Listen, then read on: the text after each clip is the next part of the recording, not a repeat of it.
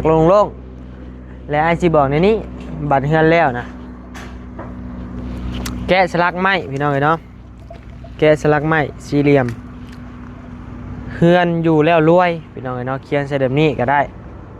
มาแปะใส่ทั้งเทิงเนี่ยจะงามเข้าใจบ่อยเมื่อละคนเฮานี่บุกบืนคะแนนยามมันบ่ได้ก็บ่ได้พี่น้องบุกสำเร็จก็บ่ได้มีแต่เสียกับเสียแต่พี่น้องเนาะจักสิแนวใดแม่นอยู่เฮาฮู้วิธีหาเงินนี่พี่น้องเนาะฮู้แต่ว่าบุกบืนไปมันก็บ่ได้พี่น้องยังงงอยู่เลยเดี๋ยวบุกบืนไปคือสิได้ก็บ่ได้พี่น้องเนาะเมื่อยนี่วันที่สิฮอดใส่หนี้ค่ารถจักรนี่พี่น้องเนาะ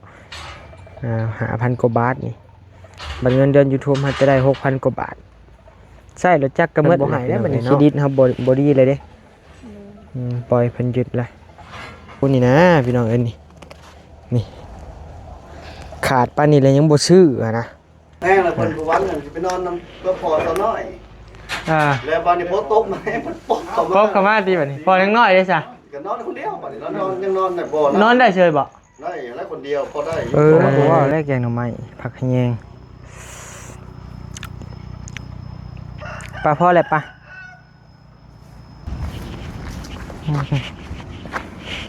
เดี๋ยวสีแรงๆแดดบดเลยสิบินโดนให้เบิ่งอีกเท่านึงพี่น้องบัตรก่อแล้วเนาะแล้วอยู่น้องนะพอเบิ่งนี่เนาะแล้วก็เฮ็ดแล้วคนนี่นะผมปูนอีกเครื่องชอบก็แล้วเครื่องสอบกันแล้ว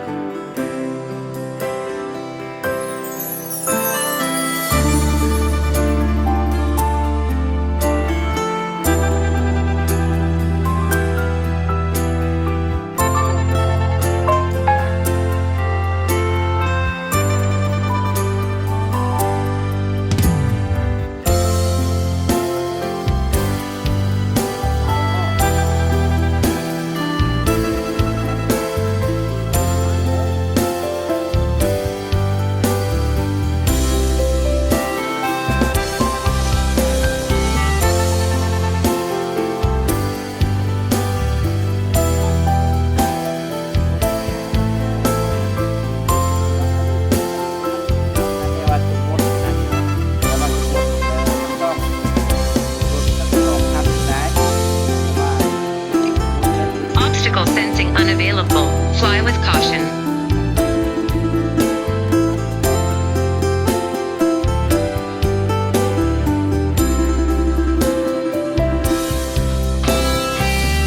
ตัวนี้ก็ไปได้อีกการแต่บุญเงินต้นน้ำมัน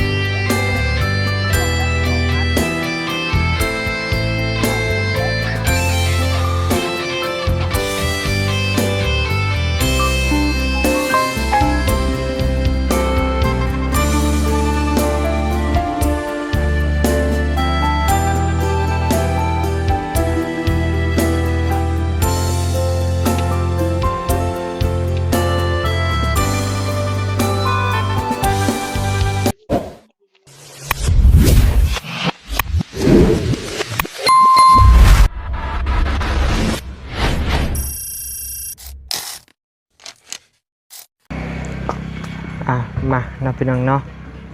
เปิดคลิปเปิดภาพมาแล้วนะพี่น้องเนาะกลับมาพบมาพ่อกับบาวนิวอีกแล้วนะพี่น้องเนาะอยู่เฮือนอยู่ซ่านน้องน้อยเด้อพี่น้องเด้อเนาะภาพเบื้องหลังเฮากะงามหลายนะพี่น้องเนาะกะเป็นเฮือนหลังแรกที่ว่าเป็นเคสที่ว่าบาวนิวดูแลมานะพี่น้องเนาะเป็นเฮือนเป็นเฮือนหลังแรกนะพี่น้องเนาะที่ว่าได้ถือว่าจิโมเมนต์ข่าวทั้งบานิวเมิดผู้เดียวกะ เป็นหลังแรกโอ้ย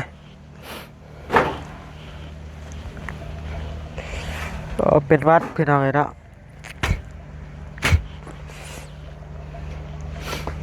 นี่แหละพี่น้องเลยเนาะเพื่อนน้องน้อยเฮาเนี่ย น้อยมาพี่น้อยไอสิบอกนี่มานี่ไอเห็นบอลสิบอกละ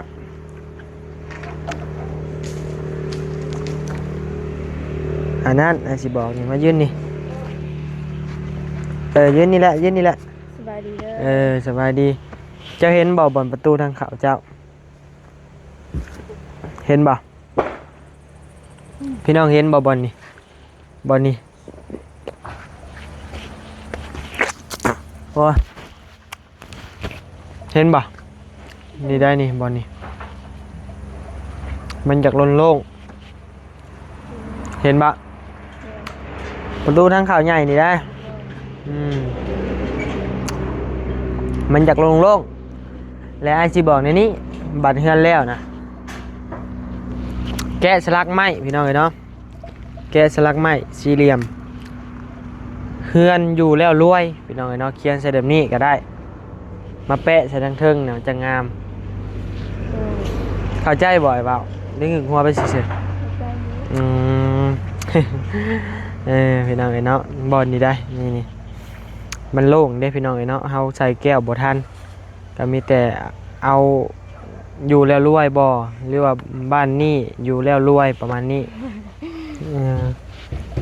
คะแนนคนอยู่บ่ขี้ข้านได้แหละพี่น้องเนาะ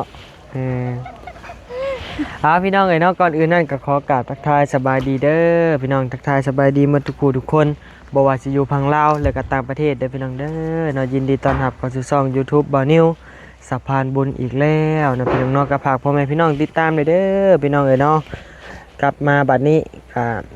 โอ้เบิ่งมาหาน้องน้อย2มื้อหรือมื้อ1มื้อเดียวเนาะมามื้อแรกน่ะก็มาแล้วก็มื้อ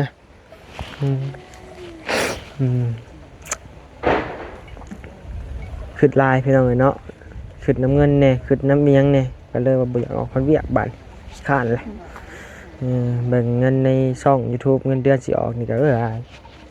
บ่พอใช้ค่าหนี้รถพี่น้องเอ้ยเมื่อล่ะคนเฮานี่บุกบืนคะแนนยามมันบ่ได้ก็บ่ได้พี่น้องเอ้ยบุกซำใดก็บ่ได้มีแต่เสียกับเสียได้พี่น้องเอ้ยเนาะจักสิแนวใดแม่นอยู่เฮาฮู้วิธีหาเงินนี่พี่น้องเอ้ยเนาะฮู้แต่ว่าบุกบืนไปมันก็บ่ได้พี่น้องเอ้ยยังงงอยู่เด้เดี๋ยวบุกบืนไปคือสิได้ก็บ่ได้พี่น้องเอ้ยเนาะเมื่อยนี่วันที่สิฮอดใช้หนี้ค่ารถจักรนี่พี่น้องเอ้ยเนาะ5,000 กว่าบาทนี่บัตรเงินเดือน YouTube มันจะได้ 6,000 กว่าบาทใช้รถจักรก็หมดแหละพี่น้องเอ้ยเนาะสิมียังกินนะ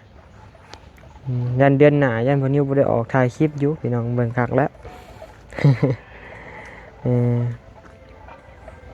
เมื่อยแหละพี่น้องเอ้ยจักสิเฮ็ดแนวใดให้ปล่อยรถเพิ่นยึดแล้วเนาะจักน้องนะเฮ็ดปล่อยเพิ่นยึดไปแล้วให้ได้บ่มีเงินจ่ายเพิ่นแม่นเลยปล่อยเพิ่นยึดแล้วก็ขี่รถใหญ่บัดนี้ขี่รถใหญ่บ่มีเงินเติมน้ำมันอีกบัดนี้แพงๆมันแพงเติมอีกยังบ่ฮอด5 เดือนซับปล่อยยึดเลยเนาะพี่น้องเอ้ยบัดอยากไปดาวรอบหน้านี่เพิ่นบ่ให้แล้วบัดนี้เครดิตเฮาบ่ดีเลยเด้ปล่อยเพิ่นยึดเลย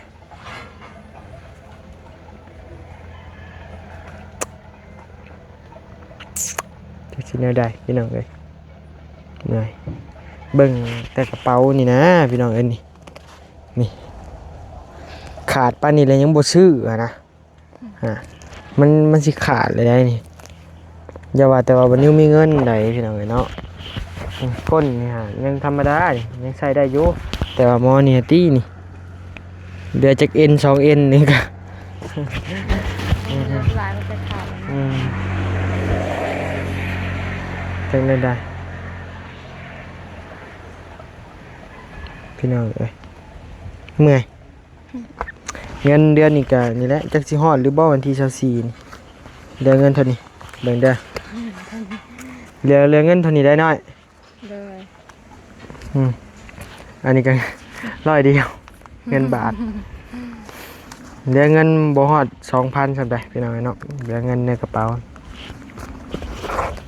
หมดแล้ว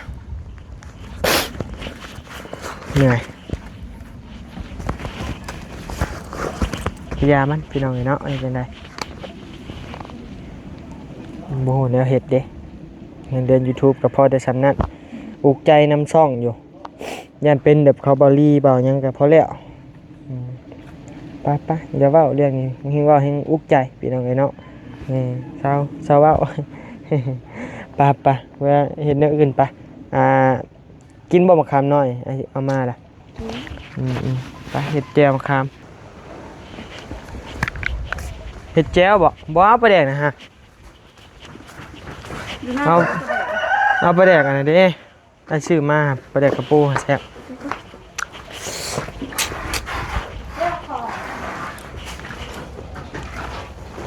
เนื้อปลาแดกชื่อมานี่ปลาแดกกระปูนี่เราใส่กระตุกไว้เลยกระตุกหยินใส่เลยไม่สบายเลย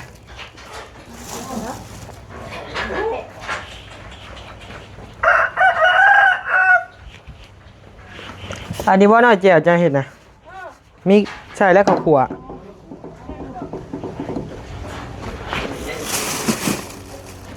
ข้าวคั่วอยู่ที่ไหน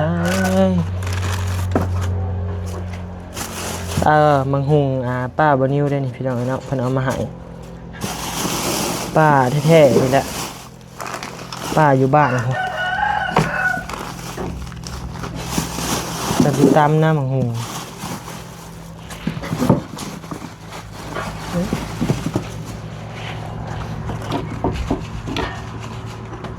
ใช้พวกหรือเปล่า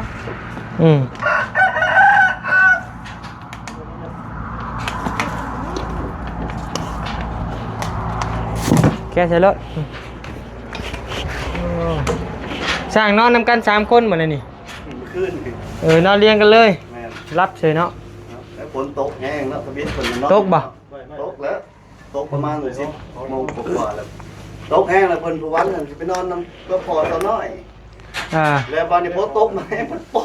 เข้ามาดีบัดนี้พอยังน้อยได้จ้ะก็นอนคนเดียวบัดนี้นอนยังนอนได้บ่นอนได้เฉยบ่ได้แล้วคนเดียวพอได้อยู่เพราะว่าตอนนี้วันแบบฝนน้ำแบบฟ้าเลยนอนบ่ได้ตกเข้ามาโอ้ยแล้วมื้อนี้เฮาเบิ่งคักแล้วพอแล้วก็ยังจะหน่อยนะมื้อเช้าซ้ำโอ้ยกระเทินเลยซ้ำมันแล้วยังหาได้จังโมงนึงปูนเอาปูนอีกจักครึ่งสอบก็แล้วแหละเพราะหอมดีหน่อยมันสิเหลือจักหน่อยเดียวนึงได้นี่โอ้เป็นหูเป็นล่างแล้วก่อแล้วไว้สิบินโดนเบิ่งนี่โอ้โหพอแล้วซ้ำนี่กันซ้ำสิคุยหน่อยมาชิมดูเอากระปูใส่แหละบ่ใส่ก็ยากใบใส่ตำจังแซ่บเดี๋ยวไปแล้วจิตำหุงสุกินเห็นบ่ป้าเอาหุงมาให้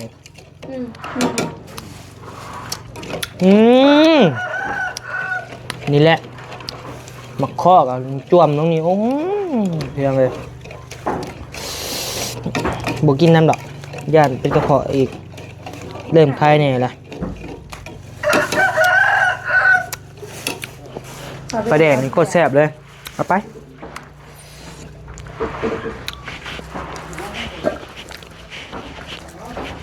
คาเบล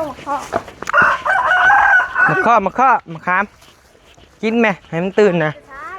กินมันตื่น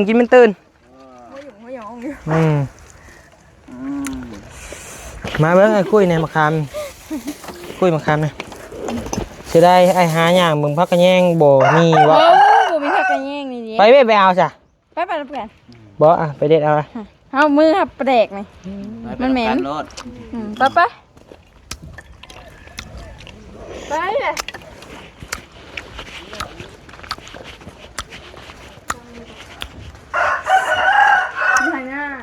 เนมใส่น้ำตาลอีกนิดหนึ่งแซ่บด้วยหน่อย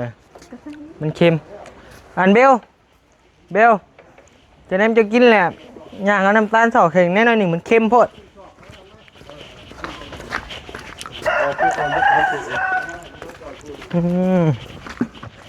สบายดีเด้อสบายดีห้องน้ำน่ะเพิ่นตกลงเห็ดแล้ววะ ตกลงเห็ดแล้ว ตกลงแล้ว ก่อต้นแล้วมื้ออื่นเทอละไมพืชนี่ปรับพื้นแล้วแล้วก็เทห้องน้อยก่อน โดย มื้อได้เทมื้อเทพื้นแล้วเพิ่นงูจากห้องน้ำ พื้นนี่ฮะห้องละ4ซอบเนาะปูนเนาะแม่น ป บ่ ระมาณนั้นแหละ ห้องละ4เนาะเดี๋ยวสิสั่งมาต้นหนึงพอดีบ่ เอาต้นหนึ่งมาโลด เออ เหลือบ่ยากก็ยังสิต้นข้าวชอบเกิน2ข้าวชอบตัว4ซ้อน42 2ก็เหลือ6เหลือ8ห้องน้ำช่างเหลือ8 4ห้องละ4กับ3 3 4 4กับ16 4ห้อง16เอาสั่งมาต้นหนึ่ง6ชอบก็เหลือ มันมี4ห้อง6อัน16 ต้นเผื่อไว้ ต้นหนึงเนาะ ต้นหนึงก็เหลือ2ชอบก็เหลือ2ไว้2ชอบ คันเรือมาเมียนเทนี่ก็ได้เนาะ แม่นไว้กันเทคาน เทห้องน้ำโอเคเดี๋ยวสั่งมา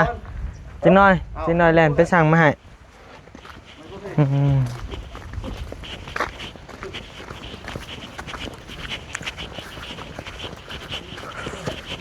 พี่น้องต้นเท่าไหร่ว่าปูนวะเงินบันนี้สิพ่ออยู่บ่แม่นมดบ่น้อยพักกันยังนี่เอาเผื่อกันนี่แหละ มันหลายนี่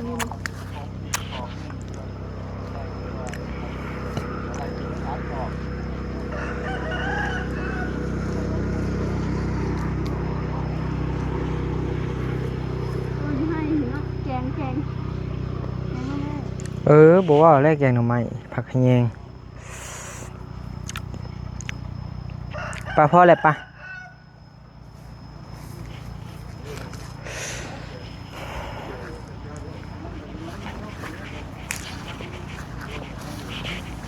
ไปเขาหาแต่ดำไหมนาเขาน่ะฮะนาบ่อนโหลดคลิปเด้น่าจะแล้วเลยน้อย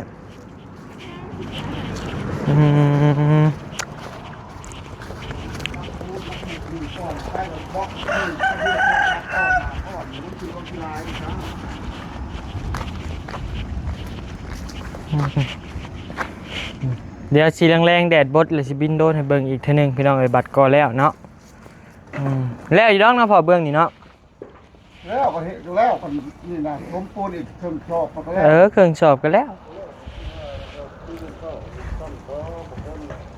บอกก่อมันน่ะคะแนนแนะนำนี่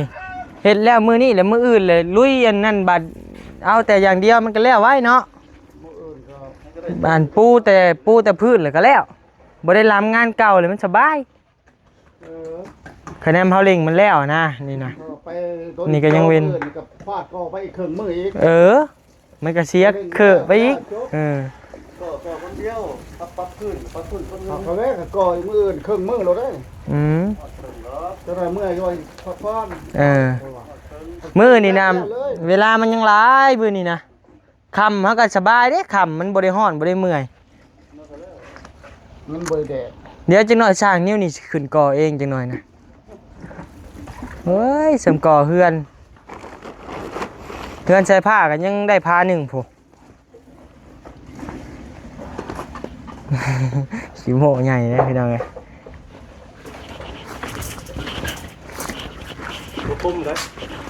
ขี้โม่ใส่เขาน้อยๆเนาะขี้โม่ใส่ช่างขี้โม่ถ้าใครว่าอยู่จะขี้โม่จะขับโอ้เงินใส่ผ้าไอ้ก่อรีได้เงินใส่ผ้าไอ้ก่อได้ผ้าปลาไอ้ผ้าหนึ่ง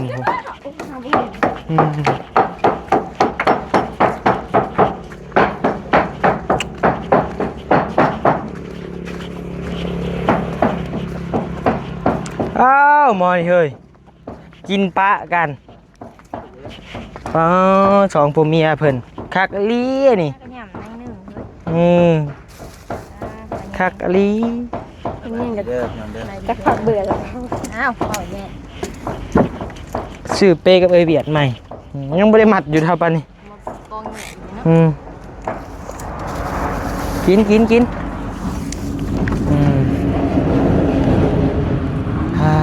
น้องกินน้ำแน่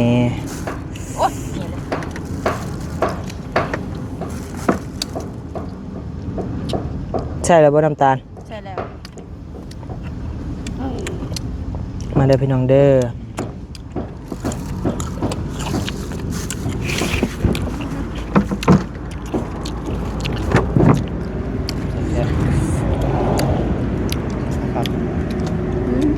ตื่นเลย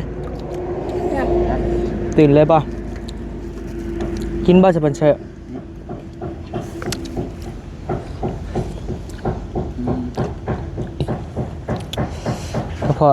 กระเพาะดีเด้เราสิเห็ดคักๆแล้ว เกระเพาะดี เดี๋ยวนี้ต้องแกะแล้วใส่สดแซ่บคอนี่มะขามนี่แซ่บเลยเดี๋ยวขนาดเบิ่งเสี้ยนสมเนี่ยนี่พี่น้องเลยนกเขาห้องม่วนเลยหาดิ พี่ดา อยู่ในปีเจน ไปยังไปยังก็บ่มี รู้จักมีหยัง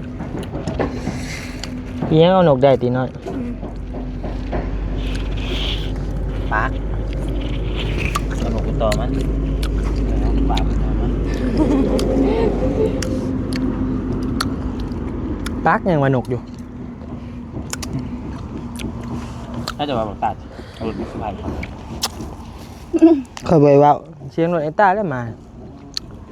ก็มาบ่มี ท่านว่าตามันจะหลุดจักมาสุดท้ายเลย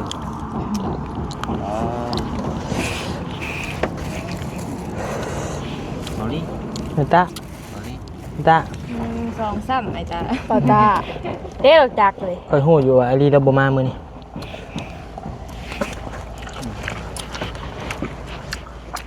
ประมาณจะเห็น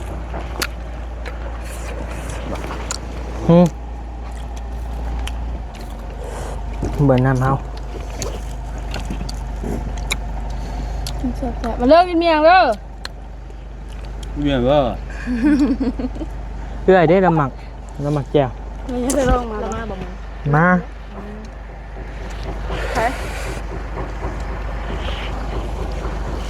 มาพี่ไว เงินน้อยๆผมยังเบื่อนะ เนาะเสียใจได้บ่ มาไอ้ตามานี่ มา สบายดีพ่อแม่พี่น้องสบาย เจ้า ดีหมดไม่เอาเลยมาโคกก็มาแย่งบาทเลย เด็กมาขามนี่ มะขามน้อย เฮ้ยนี่พวกเฮ้ย800นะ แม่น มาเลยมา ขอเงินเมียก่อน เมียง ถ้าถูกซื้อแล้ว800 มะขามน้อยเอ้ยโอ้กินแน่ สมมุติปลาน้องข่อย เจ้าเรื่องผู้สาวน้อยก็ได้ บ่ถึงขั้นเดี๋ยวคอกินเลยนะพี่น้องเนาะ เดี๋ยว ทุกมือนี่ แบ่งชั้นปันส่วนได้นะ ของมันหิวจะดอกกินอะไรเนาะ กินนะ โอ้ กิน บ่ได้ตาพยศได้มอนี่ เป็นอะไร เอาหมูไปเอามาแก้วหมูก้อย นอนตื่นมากิน หมูอยากมากินน้ำให้หมู เป็นไงองค์เลยเนาะ เป็นไงโอ่ง ที่สิดาไปเฮาก็เคียดเจ้าไว้กินอะไร เมื่อกี้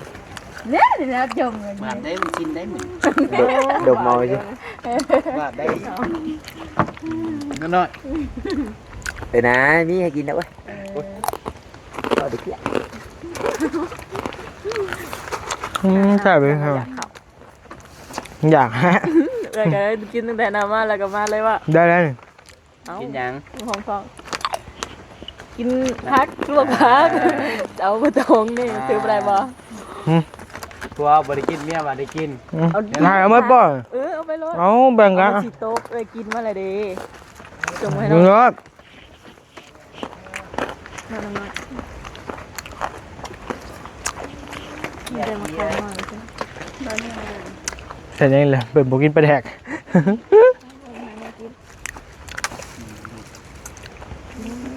เจ็บท้องเนี่ย หอนทองว่าบ้า